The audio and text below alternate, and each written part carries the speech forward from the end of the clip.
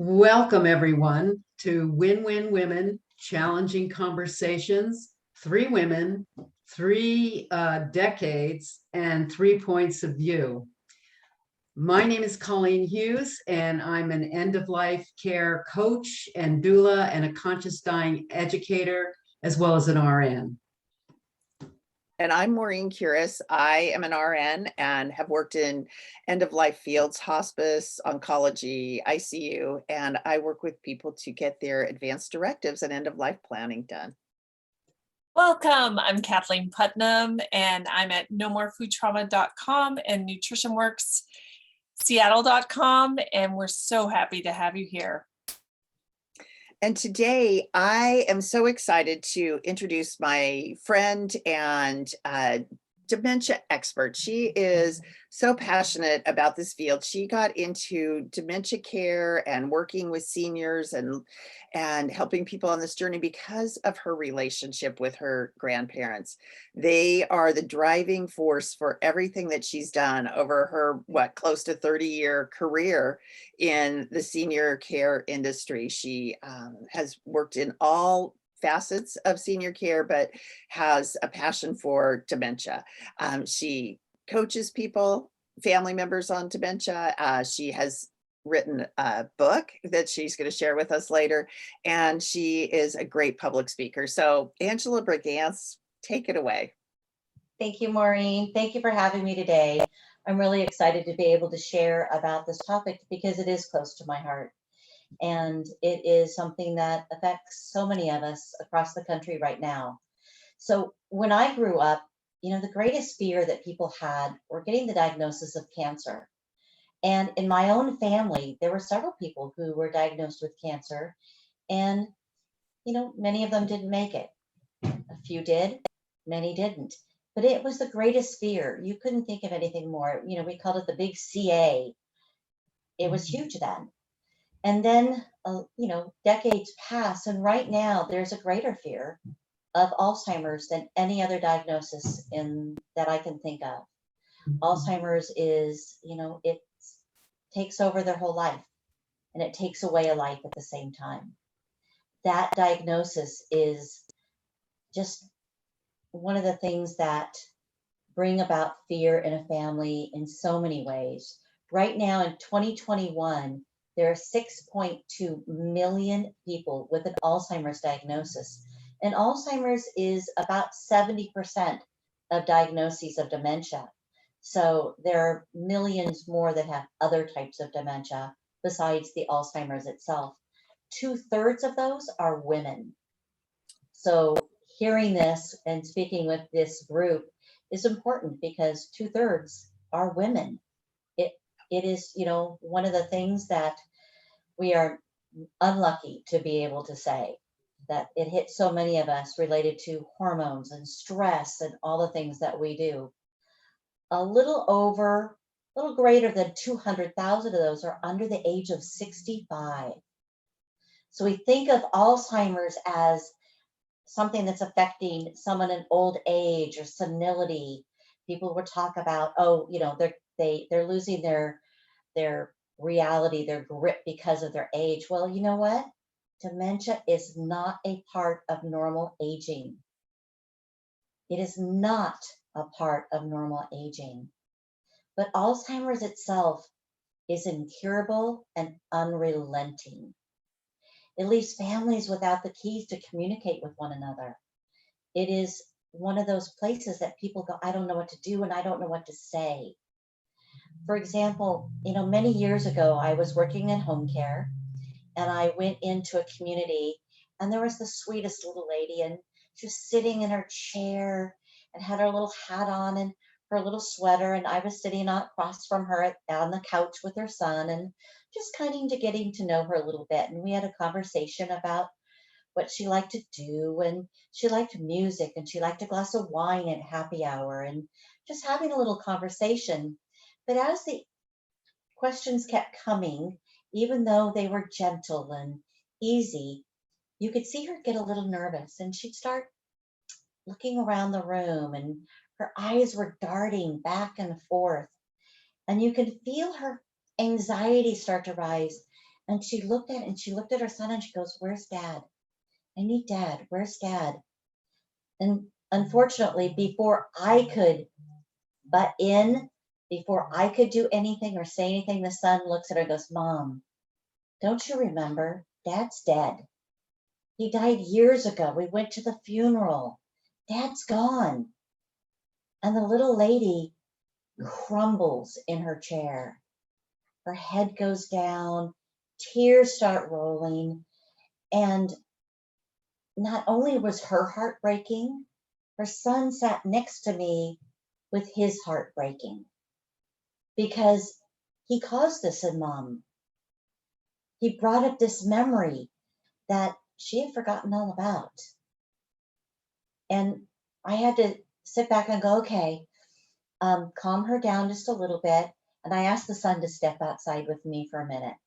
And we had this little chat in the hallway about saying that to Mom and letting him catch his breath and let Mom catch her breath and coming back in and sitting back down. And, it made me realize there are so many families out there who just want to tell Mom the truth. It's when we grew up, I would be in deep trouble if I lied to my mom. That was, that was the rule that you never broke. You would break your parents' trust if you lied to them. So our natural reaction is to say the truth, is to tell Mom, Dad's dead. To tell Mom, no, you don't have that anymore. The car's gone. Reality orientation is a piece that we all do without, thinking of that word. It simply is telling the truth. Today's Thursday. It's in the early evening.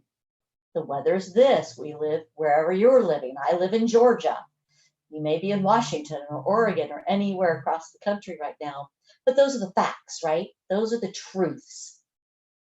The difference is when someone has dementia, the truth isn't actually the truth anymore, because the truth becomes their truth.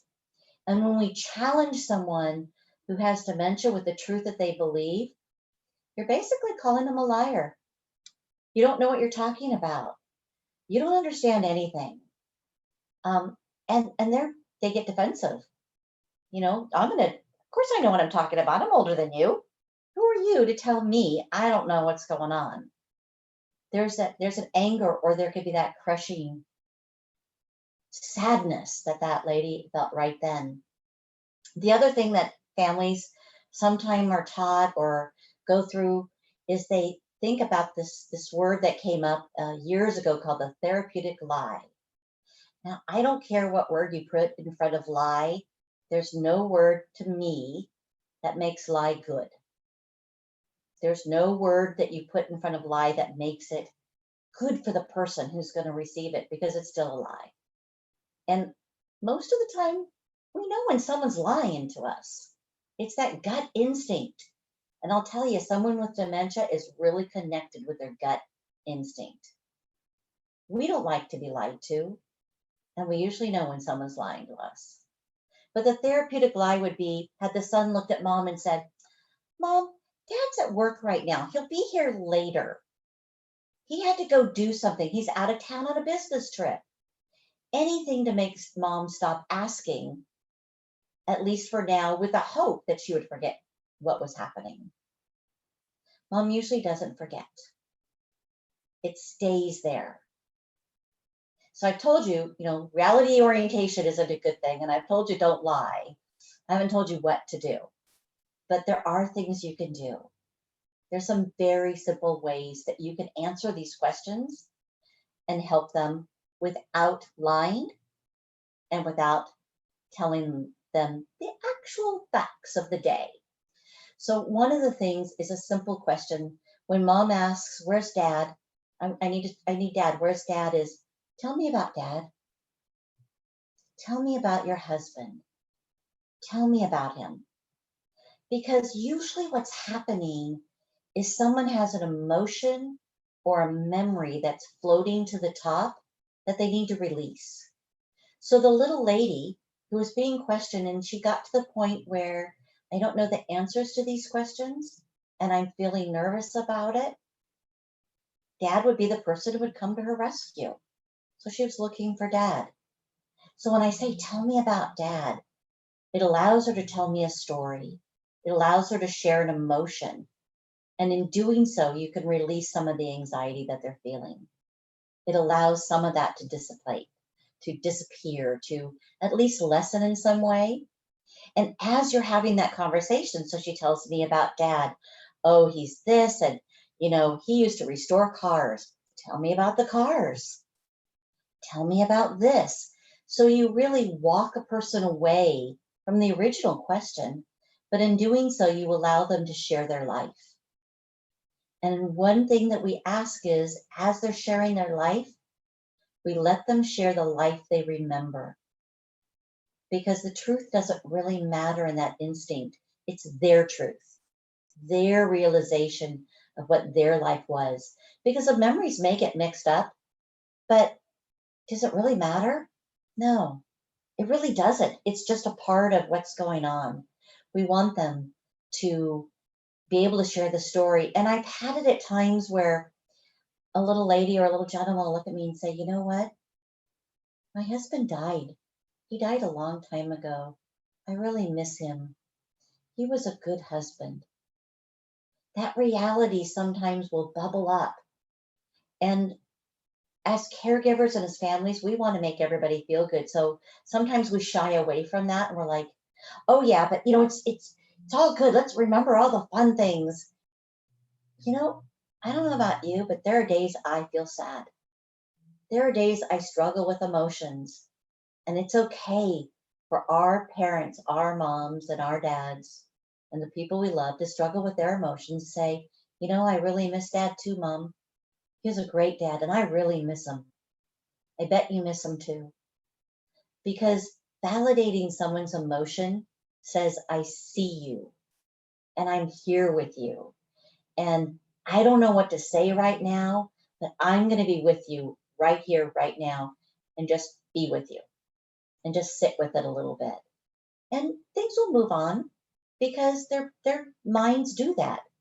They wander a little bit away, and then we can wander with that and help them.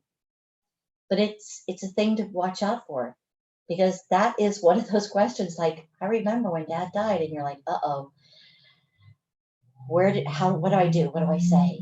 Be prepared for it. And it's okay. It's okay to do that. We always want to accept that emotion. Another way I might have answered that question is, gee, it's 10 o'clock on Thursday morning, Mom. Where would Dad be at 10 o'clock on a Thursday morning? And I've had eyes rolled at me like, okay, lady, my husband has a job. What do you think? We pay for all of this with, a smile? Of course my husband's at work right now. You're like, oh yeah, you're right. Tell me about his work. You go right back to the tell me about it. But, we all want to make sense of our world. We always want to make it like, oh yeah, that makes sense now. I can attach this memory and that memory together and form what I always call it two truths in a bridge. Like, oh, it's Thursday and it's 10 o'clock and he should be at work and he's not here. That makes sense. He's at work. We're going to take two truths and tie them together with that. We're trying to make sense of our world and piece of our world. And you'd be surprised the ways that sometimes the stories that get made up to make sense of that world. But they come out and we go through them. But it's, where would Dad be? Tell me what's going on. So it's another great way to answer that really hard question. And I think that's the most emotional question that comes up, is the ones that you don't know what to do with. And I was challenged a few years ago. I was speaking at a big conference, a lot of people in the industry, and one lady goes, you have to lie sometimes. You have to lie. And so I challenged her and I said, well, tell me a question that I would have to lie to. And she goes, well, and she would go through a couple questions and I would come back with, tell me about something, or use another type of answer. And she goes, okay, maybe you don't have to lie. I'm like, yeah, there's not a reason to. There really isn't. And it's that heartfelt piece. We want to connect with that person and we want to make them feel good. And it's not unusual, because as caregivers, Our job is to make everybody happy, right? Want to make them happy, want to make them feel good. We want to do everything cheery. And that's why we have fallen into some habits. Some of the staff that I work with or families will want to do things to make mom feel good all the time. And that's where the therapeutic lie often comes in because we want them to feel good. And it's hard to come back and say, okay, I'm going to hear this story for the 1000th time. When I say, tell me about dad, I'm going to hear it 4,000 times now. This could be 1001, but I'll tell you, 5 minutes. Give it 5 minutes. In that 5 minutes, I bet you can walk away from that conversation by using, tell me about it, tell me about this part, and helping things walk away. Or you might hear a story you've never heard before. You might learn something about your parents, because one of the things I always remind families is your parents had a life before you were born. Surprising, right? They had a life before you. And when we get glimpses of that life, sometimes we're surprised. And sometimes it's not the full story, but I got to tell you, there's some good stories out there. And I love to hear them. And it's just allowing them to be told. It's not rocket science. None of this is rocket science. It's really easy when you think about it. We want to slow down. We want to give them time to think and respond. The hardest part with someone with dementia is it takes a long time for my brain to figure out what you said. And you want me to respond right now because we live in the microwave world where microwaves are no longer fast enough. We have Instapots. You can put your chicken in frozen and have it in an hour. We move very fast in this world, but dementia slows us down. It makes us take time to think. Think about the last time you were on a cold medicine. A good, strong, Mucinex cold medicine, your head's clogged and you take medicine and you're foggy and someone asks you a question and you're like, and then you finally could answer it. That's what dementia's like. Give them time to let words and thoughts come up. I had a little gentleman one time, he'd say, I'd ask my wife, do you want a ham or a cheese sandwich? And she'd look at him and he'd, give up. Go in the kitchen and he'd be in there and he'd be, getting out bread and whatever. I'm going to make just whatever. And his wife would come in about 5 minutes later and say, she'd look at me and she'd say, ham, ham. She's answering a question he asked 10 minutes ago. It took that long for her mind to sort it through and get an answer, but she got one. You have to give them time, slow down, and be open to their truth. It's not the facts. We're not, Joe Friday looking for an investigation. It's not a police investigation. It's a story. And all of our stories change. One of the courses I went to at one point in Seattle, Washington, at the Fry Art Museum, the speaker was saying, think about your stories that you bring up from your own childhood. Do you really remember them, or have they been told to you so many times you've created a memory out of them? That is partly what people with dementia do. They're taking pieces of stories that they remember, putting them together so they make sense and forming a new memory. And that's what they're sharing with you. So it may be a part of several memories, but it's their memory, it's their truth for the moment, and it's our job to accept it. Let them lead the story. The hardest part is when they do tell you a story that seems a little far-fetched, is we go along with their story and we add to it. We can't add to their story because we don't know their truth in that story. We can ask questions about their story. We can talk about what they told us, but we can't add. So if someone said, I see monkeys in the park eating ice cream, you say, monkeys in the park eating ice cream, what flavor? But you can't say, and I saw an elephant. Because they may look at you and say, I didn't see no elephant. What are you talking about? You think I'm crazy? There's no elephants in the park. Stay with their truth. Because that's where they're at. It'll also help you understand where they are in their memories. Are they talking about things and people that were when they were in their teens or 20s? Are they talking about when you were growing up as a child? Are they talking about their years at work? It'll help you know where their memories are. And that explains a lot about what they're saying and doing every day. It's not rocket science. It's just taking the time to hear who they are at that moment and where they are in their memories.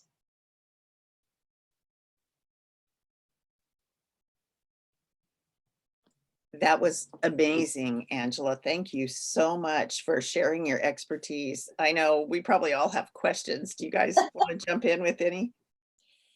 Yeah, I think the thing that came up for me is I loved it too, is when you say, let's say they say, "Where is dad?" And I say, "Tell me about dad." Do they ever stay on the topic? You haven't told me where dad is, and that the anxiety goes up. No. Okay. Now, I usually will get, tell me about dad. Well, dad's here. They may say dad's, dad's at work. Dad's working. Great. Tell me what does dad do? Tell me what he does. You're just going to keep asking some questions, basic questions on whatever they're bringing to you. Okay.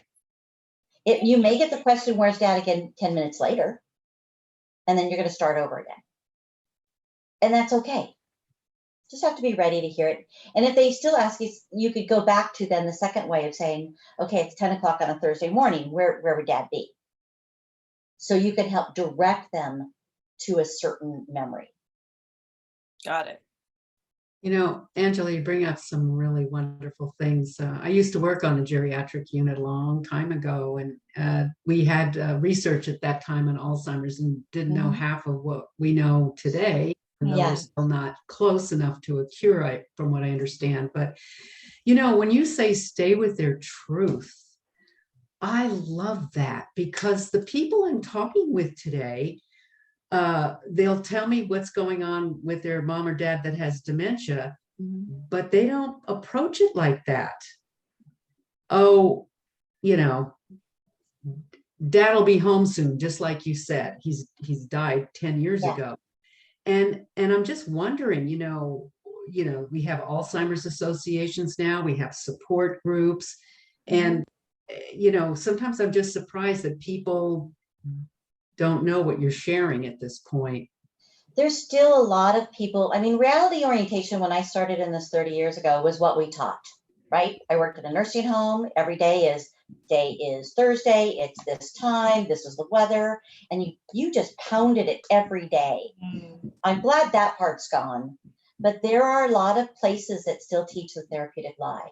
And I will tell you, most schools, like for doctors that I've spoken with, they're taught the therapeutic lie in school. Wow. So that therapeutic lie is still something that many of us are trying to alleviate. And even, 2 years ago, talking in a group, there are people who are insistent that you had to lie. I'm like, no, I don't. I have a quick question. What if someone is combative or angry? How do you approach the conversation with them? When someone's combative and angry, just like anybody who's combative and angry, they are not going to be reasonable. I mean, that's it. It is a truth. You want to make sure, one, you're safe. Two, look at the environment. Are they, there's always signs before someone's combative or angry, or usually. Have they been in an environment that's overstimulating? Is there too much light on? Is it too noisy? Are there too many people? Are there too many things? It's funny. I, graduated college decades ago. I won't say how many, but decades ago. And we taught, color theory. Like, some of you may have learned color theory. And I worked in a community once that had all their walls yellow and orange. And I walked in and I said, yellow and orange are great for energy and getting awake and energy, but someone with dementia does not know how to control their energy. When we change the colors of the walls to blue and a warm earth green, the behaviors lessen by over half. Simple things, music that's quiet and calming, Like high-pitched music, unless someone has a love of classical music and strings, high-pitched sounds may send someone off the edge. Mm. Think about that reaction. That's why, the earth sounds like the rain and things like that could be very calming. If someone is agitated, you're going to say it. You seem really angry right now. And I'm going to stay back here because you're angry and I need to stay safe. I'm going to be honest and truthful. Mhm. And I'm going to try to give them space. And I'm going to make sure they're in a safe area. And I'm going to try to calm their environment down. That's the first thing I'm going to do, because you can't talk to someone who's angry. You can't talk to someone without dementia. That's Angry. so true. I mean, let's face it. If I'm having a fit, or if my child were having a fit, you can't talk and reason with them. Someone with dementia, it's just that on steroids. Gosh, this is so valuable. I know you wrote a book. Would you Yeah. share that with us real quick? Sure. I have a copy of it. So this is Finding Rose. And this is the picture of Rose. Beautiful cover. Yeah, I love Thank it. you. I had fun with the cover. Finding Rose is a story about a family who discovers their mother has dementia after their father passes away. They thought mom was just, flamboyant. The party, the life of the party. Common with couples is when one passes away, together they've been married for so long that the two become one and they make one whole person. And when someone passes away, they've got all these holes. And that's what showed in this family. And Maureen loves this because Maureen in the book is a nurse. One of the characters is Maureen in the book, and she's a nurse. So, which is kind of fun, huh, Maureen? It is very fun.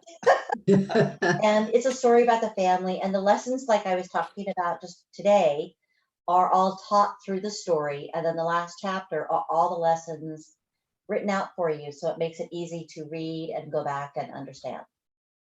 That's what I love. It's just lessons woven through a beautiful story. You'll find So- yourself or your family members in the story. People who often go, oh yeah, I know who that is in my family. Yeah. That's great. Where can people find your book? They can find it on Amazon. You can Okay. find it in its Audible, ebooks, and soft covers. So any way you want it, you can have it. Good. And soon I'll be writing the sequel, which is the book that takes Rose through hospitalizations, through assisted living, and into hospice, and through the end of life. Oh, wonderful. Well, we're going to have you back then. Yeah. Absolutely.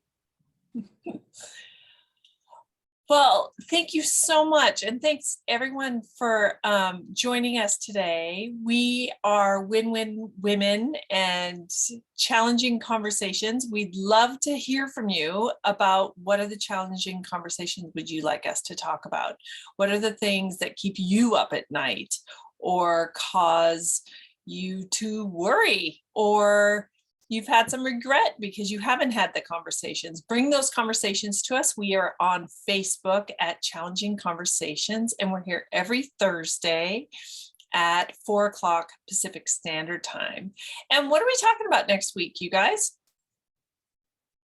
Well, we're talking about how when someone is early in their dementia journey, they still have mental capacity to get things done, to make decisions about end of life care, how they would want their funeral to be, burials. They can do all the planning, but the importance of having those conversations while people can still make the decisions. And there's a window of time for people with dementia. So we're going to dive into having those conversations with those that matter most to you. So thanks for joining us, and we hope to see you next week on Win-Win Women, Channel 2.